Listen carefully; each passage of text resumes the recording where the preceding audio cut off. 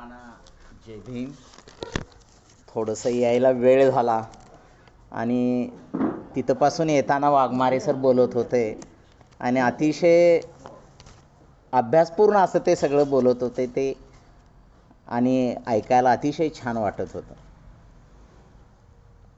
या ठिकाणी कार्यक्रम सुरू झालेला होता आणि मला थोडंसं शासनाचं एक काम सकाळी 9 पासून ते संध्याकाळी 7 पर्यंत सर ती CETची परीक्षा आणि अजिबात हलायचं नाही आणि त्यामुळे यायला थोडासा वेळ लागला. त्याच्याबद्दल सुरुवातीलाच मी दिलगिरी व्यक्त करतो. गंगाधर पानतावणे प्रतिष्ठान यांच्या वतीनं आजच्या कार्यक्रमाचं आयोजन या ठिकाणी केलेलं आहे आणि या कार्यक्रमाच्या अध्यक्षस्थानी आपले समाजभूषण भालशंकर सर इथं उपस्थित आहेत. ज्यांचं व्याख्यान आपण आता ऐकत होतो ते आदरणीय लेखक वाघमारे सर इथं उपस्थित आहेत. इकडे आमचे दोड्डे सर आहेत. पलीकडे MD आत्ताच आलेले आहेत आणि कमी माणसं असली तरीसुद्धा सभागृहामध्ये इकडे आमचे खांडेकर सर आहेत. इकडे मस्के सर, आमचे आणखी काही प्राध्यापक बांधव इथं उपस्थित आहेत. आपल्या सर्वांना मी सप्रेम जय भीम करतो आणि सुरुवातीलाच मी मनापासून कौतुक करतो ते आमच्या सारीपुत्र तुपेरे सरांचं. कारण पानतावणे सरांच्या स्मृती या जाग्या झाल्या पाहिजेत, त्याच्यावर एक विचारमंथन झालं पाहिजे आहे. या दृष्टिकोनातून त्याने धडपडून या कार्यक्रमाचं आयोजन या ठिकाणी केल्याबद्दल मी सुरुवातीलाच त्यांचं अंतःकरणपूर्वक आभार मानतो आणि मी पानतावणे सरांना त्यांच्या 8व्या स्मृती दिनाच्या निमित्तानं विनम्र अभिवादन करतो. आता पानतावणे सरांच्या संदर्भातल्या अनेक आठवणी या ठिकाणी वाघमारे सरांनी आपल्याला सांगितलेल्या आहेतच. तशा आपल्या जवळजवळ सगळ्यांच्या आठवणी इथं आहेत सर, कारण जवळजवळ अनेकांना त्यांचं सहकार्य आपल्याला लाभलेलं आहेच. मी सुद्धा त्यांच्याबरोबर म्हणजे थोडंसं म्हणजे फार जवळून त्यांना मला पाहता आलं सर. म्हणजे देशात तर पाहता आलं पण विदेशात सुद्धा मी सर त्यांच्याबरोबर होतो सर, अमेरिकेमध्ये. त्याच्याबद्दलच्या सुद्धा मी 1-2 आठवणी या ठिकाणी आवर्जून सांगणार आहे. इकडं माने सर आहेत आणि अनेक बांधव आहेत, थोडंसं नंतर ते लक्षात आले, त्याच्याबद्दलही दिलगिरी व्यक्त करतो. तर सन 1990-91चा सर मी शिवाजी विद्यापीठाच्या मराठी विभागातला विद्यार्थी. त्यावेळेला पानतावणे सर सारखं त्यांना बोलवलं जायचं शिवाजी विद्यापीठामध्ये आणि त्यांच्या व्याख्यानाचं आयोजन केलं जायचं. आणि त्या कालखंडापासूनच म्हणजे 90-91 पासून त्याच्या अगोदरपासूनच पानतावणे सरांची इतकी क्रेज होती विद्यार्थी दशेमध्ये. तुमच्या माहितीसाठी सांगतो की मी अनुभवानं बोलालो हे सगळ्या गोष्टी. पानतावणे सर येणार आहेत आणि त्यांचं शिवाजी विद्यापीठामध्ये व्याख्यान आहे असं म्हणलं की ते सभागृह शाहू सभागृह आहे. आता आपल्यातल्या अनेक लोकांना माहीत असेल नसेल मला माहीत नाही, परंतु तुपेरे सरांना ते आवर्जून माहीत आहे, कारण मी जिथं शिकलो ते तिथं शिकलेले आहेत. आम्ही सगळे बहुतांश शिवाजी विद्यापीठातले प्राध्यापकांना तर ते 100% शाहू सभागृह माहीत आहे.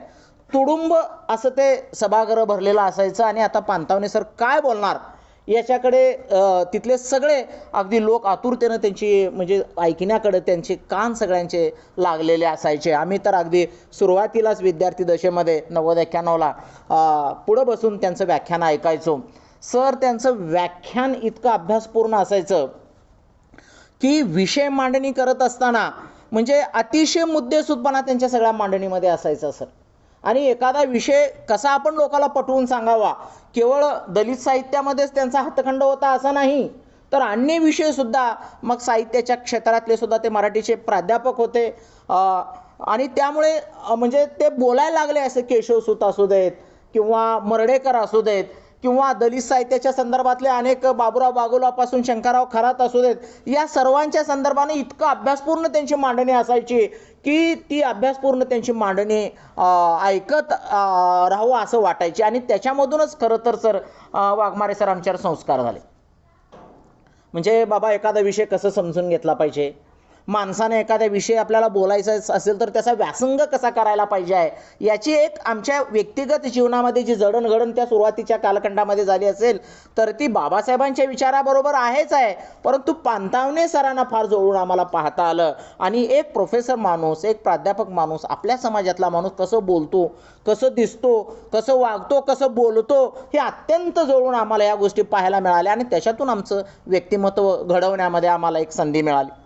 आता या ठिकाणी सर सांगत होते, परंतु सर मला काल हा कार्यक्रम जेव्हा आपण आयोजित केला तेव्हा ते ऑफिसर्स ग्रुप एक आहे आणि त्या ऑफिसर्स ग्रुपमधून अगदी तुम्हाला सांगतो की दिल्लीमधल्या म्हणजे 1-2 लोकांनी ते पाहिलेलं होतं आणि त्यातले मला 2-4 फोन आले सर. त्यातला एक फोन मला आवर्जून सांगावा लागेल की रावसाहेब काळे आपल्याला अनेकाला माहीत असतील नसतील मला माहीत नाही, पण ते JNU युनिव्हर्सिटीमध्ये सायन्सचे प्रोफेसर आणि ते कुलगुरू झाले नंतरच्या कालखंडामध्ये. ते जवळजवळ म्हणजे माझ्याशी म्हणजे याच्यापूर्वी 2-3 पुस्तकं त्याने मला आवर्जून पाठवलेली होते सर रावसाहेबांनी. कारण मला हे सोलापूरमध्ये थोडंसं मी पण असं हे करत असल्यामुळे माझं नाव त्यांना कुठून कळालं मला माहीत नाही, पण ते जवळजवळ अर्धा-1 तास पानतावणे सरांचे ते विद्यार्थी सर वर्गातले आणि ते सांगत होते की पानतावणे सर कसं शिकवत होते. ते मिलिंद महाविद्यालयामध्ये असतानाच्या त्यांच्या आठवणी सर त्यांनी सांगितल्या. काय सगळ्याच आठवणी वेळेअभावी या ठिकाणी सांगणं शक्य नाही, परंतु पानतावणे सर हे विद्यार्थ्यांना म्हणजे किती गरजू विद्यार्थी आहे, म्हणजे अगदी आडला नडलेला विद्यार्थी आहे त्याला खिशातले पैसे काढून द्यायचे, हे तुझं परीक्षा फॉर्म भर, तुझं जेवणाचं काय आहे का वगैरे, म्हणजे इतकं आपुलकी त्यांच्यामध्ये असलेली त्यांनी सांगत होते काळे सर. आणि ते म्हणजे अस्मितादर्श चालवत असतानाच्या त्याच्यामध्ये बोलावं तर सर बोलले तर जातं अस्मितादर्श संदर्भानं, त्याच्यावर मी फारसं बोलणार नाही. परंतु या गोरगरीब मुलांना मिलिंद महाविद्यालयामध्ये असताना गोरगरीब मुलांना, कष्टकरी कामगार, शेतकरी, शेतमजुरांच्या मुलांना, दीनदुबळे अस्पृश्य स्त्री पुरुष जे असतील त्यांना अतिशय मायेनं वडिलांच्या उमिकतून ते त्यांची चौकशी करत असत, त्यांच्याशी प्रेमानं बोलत असत. असा शिक्षकच इथं खांडेकर सर आहेत. असा शिक्षक, मग तो प्राध्यापक असू दे किंवा शिक्षक असू दे, तोच शिक्षक विद्यार्थ्यांच्यामध्ये प्रिय होतो. नुसतं एखाद्याला आमच्यासारख्याला एखाद्याला विषयाचं ज्ञान आहे समजा अभ्यास करून सतत अनुभवातून आणि तो बोलायला लागला की ते वर्गातलं झालं हो, पण वर्गाच्या बाहेर तर शिक्षक त्या विद्यार्थ्याला बघून इकडे जात असेल किंवा त्याच्याशी तो बोलत नसेल, त्याच्या कुठल्या अडीअडचणी समजून घेत नसेल, तर असा शिक्षक विद्यार्थ्यांच्यामध्ये कधीही प्रिय होऊ शकत नाही. आणि म्हणून पानतावणे सर, खांडेकर सर इतके विद्यार्थी प्रिय होते. ते त्यांच्याबद्दल ते रावसाहेबांनी काही आठवणी मला सांगितल्या की जसं गुळाला मुंग्या एकत्रित येतात तसं पानतावणे सर बाहेर आले सुटापुटातले, अगदी ते ह्याच्यामध्ये असायचे सफारीमध्ये, की विद्यार्थी त्यांच्याबरोबर जायचे म्हणे सर.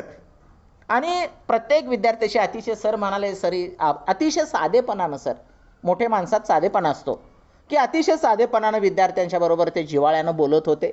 म्हणजे असा एक शिक्षक की त्यांचं ते वाचून, त्यांचं ते बघून आम्हाला अरे आपण असं झालं पाहिजे आहे ही एक भावना आमच्या मनामध्ये निर्माण होत असत. लक्षात ठेवा, त्यांच्याबद्दलच्या अनेक आठवणी आहेत सर, शिवाजी विद्यापीठातल्या आठवणी आहेत. त्यांचे विद्यार्थी डॉक्टर किरवले सर, त्यांच्या आवर्जून आठवणी सांगायचे सर.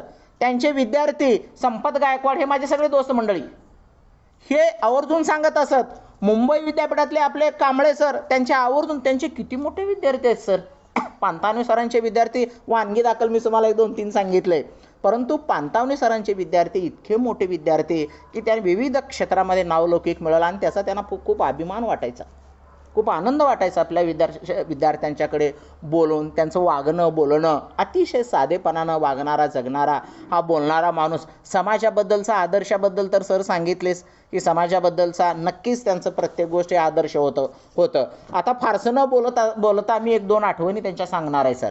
की पहिलं विश्व साहित्य संमेलन अमेरिकेला भरलं 2009 साली आणि त्या संमेलनामध्ये पानतावणे सर त्या संमेलनाचे अध्यक्ष होते सर. त्या संमेलनामध्ये रारम बोराडे होते सर. त्या संमेलनामध्ये आमचे वामनदादा ओहाळ होते सर. आणि जवळजवळ महाराष्ट्रातून आणि भारताच्या बाहेरून जवळजवळ एक 500हून अधिक लोक त्या साहित्य संमेलनाला होते. आणि त्या ठिकाणी वाघ जसा डरकाळ्या फोडतो सर, म्हणजे वाघाला बघावं त्या जंगलामध्ये म्हणतात, तसं इतकं सुंदर त्यांचं सर त्या ठिकाणी भाषण झालं. पण तुम्ही म्हणालात की ते रागवत नसत, मी त्यांना रागवलेलं सुद्धा काही ठिकाणी अनुभवलेलं आहे. म्हणजे संमेलन कसं घ्यायला पाहिजे सुरुवातच त्यांनी केली की या माणसांना कळत नाही की संमेलन हे विचाराची एक मेजवानी आहे. तुम्ही याला सांस्कृतिक फार हे करू नका, संस्कृतिक तुम्ही दुसऱ्या दिवशी ठेवा फार तर कार्यक्रम, परंतु संमेलन हे विचाराची एक चळवळ असते, एक विचाराचं मंथन असतं आणि त्याच पद्धतीनं त्याचा बाज तुम्ही ठेवा. आणि तुम्ही काय ते नीट ठेवलेलं दिसत नाही मला आणि मला हे तुमचं आवडलं नाही, म्हणजे इतक्या सुस्पष्ट पद्धतीनं म्हणजे बोलायचे तर कुणाचा मुलाहिजा बाळगायचा नाही. म्हणजे माझा तर अनुभव आहे बरं का सर, कुणाचाही मुलाहिजा बाळगायचा नाही, तो कोण का असाना चुकला आणि ते बरोबर आहे. म्हणजे आम्हाला सर, आम्ही ह्या निमित्तानं आपल्याला सर सुद्धा की चुकला आपला प्राध्यापकाच्या बद्दल, तर त्यांनी नाराजी अतिशय बरोबर व्यक्त केलेली आहे, लक्षात ठेवा. कारण आमच्यावर जबाबदारी असताना सुद्धा जर आमची जबाबदारी कळत नसेल तर मग आमच्याकडे समाज काय म्हणून पाहणार. आणि म्हणून प्राध्यापकांना सर सातत्यानं त्याच्या जबाबदारीची जाणीव करून देतात. मी सरांचं अंतःकरणपूर्वक आभार मानतो या निमित्तानं. पानतावणे सरांच्या खूप आठवण येते, कुणाचंही मुलाहिजा बाळगत नव्हते सर. म्हणजे एखाद्याला चुकलं तर तिथंच त्याला बरोबर ठोकायचे, म्हणजे भाषेतून ठोकायचे. म्हणजे अगदी तुमच्या माहितीसाठी सांगतो, हे सुद्धा सर मी त्यांच्याबरोबर असताना खूप जवळून मी अनुभवलेले आहेत. एक माणूस म्हणून कसा असायला पाहिजे आहे.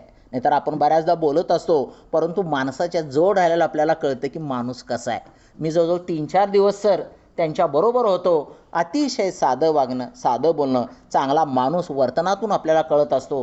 कुठेही त्यांनी असं चुकीचं बोललेलं म्हणजे पटलं नाही तर चुकीचं बोललंच पाहिजे, परंतु त्यांचं डामडौल मिरवणं किंवा काहीतर खोट्या भपकेबाजपणामध्ये राहायचं असं मला कधीही दिसलं नाही. सतत बाबासाहेबांचा विचार, छत्रपती शिवाजी महाराज, महात्मा फुले, शाहू महाराज या विचाराचा जागर करणारे पानतावणे सरांच्या संदर्भाने किती बोलायला पाहिजे. मी तर तसा छोटा माणूस आहे, म्हणजे मला थोडं बहुत त्यांचं जे काय अनुभव, म्हणजे मला जे काय त्यांचं सानिध्य लाभलं, एक वाचणारा, सतत लिहिणारा, एक चळवळीत काम करणारा आणि अतिशय साधेपणानं समाजाच्या विकासामध्ये योगदान देण्याची भूमिका घेऊन काम करणाऱ्या पानतावणे सरांच्या संदर्भानं बोलेल तेवढं कमीच आहे. आणि मी तर छोटा आहे, खरं तर आपण वाघमारे सर एमडी नाही त्यांचं सानिध्य लाभलेलं असणार आहे.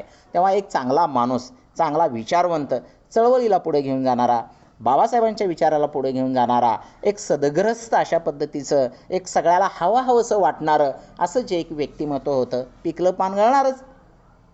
परंतु त्यानंतर सुद्धा त्यांच्या एक स्मृतिरूपानं ते एक काम पुढे चालावं, हा जो एक विचार आहे आणि तो विचार या नालंदा विहारामध्ये संपन्न होतं आहे, याचंसुद्धा मी हे सरांना मी मनापासून म्हणजे त्यांचं धन्यवाद मानतो. इथल्या सगळ्या परिवारातल्या लोकांचं, म्हणजे कमी जरी असली तरीसुद्धा बाबा बाया बापड्या, आपलं कामाच्या आणि ही वेळच तशी आहे की घरात स्वयंपाक करणं वगैरे आहे.